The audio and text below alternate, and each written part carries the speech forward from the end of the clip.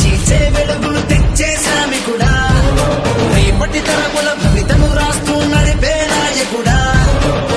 ఆనందం నీ వల్లే అంటుంది ప్రతి పల్లె, ప్రతి ఇంటికి ఉన్నావు నువ్వు పెద్దోడల్లే. మళ్ళీ నువ్వే రావాలి, మా బతుకులు వెలిగించాలి, పేదోడికి అండగా నిలిచే రాజు. అమ్మాయి వెళ్ళంటే 8 సంవత్సరాలండి, 8 సంవత్సరాలు పెట్టి పేటలోంచి అలా మోసుకుంటున్నాను నీళ్ళు. ఈ రామన్ గారు కూడా చూసి మా గురించి బాధపడ్డారు. అలాగే మళ్ళీ కాలువలు కూడా రావాలని నా హృదయపూర్వకంగా అడుక్కుంటున్నానండి. నేను అధికారులకు అందరికీ నా హృదయపూర్వకంగా వందనాలు. వచ్చి నిలబడి ఆయాలు వెంటనే వచ్చారండి నా కాడికి. వచ్చి అన్నీ కూడా చూసుకుని అన్ని దగ్గరుండి పని చేయించారండి నాయకులు అందరూ కూడా వచ్చి.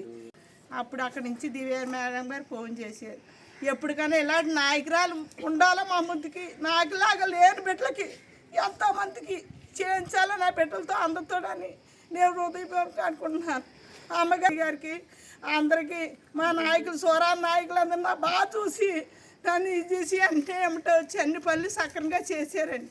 ఆ బిడ్డలు అలా కొన్నాళ్ళ పాటు వెళ్ళగాలని నేను హృదయపూర్వకంగా అనుకుంటున్నాను.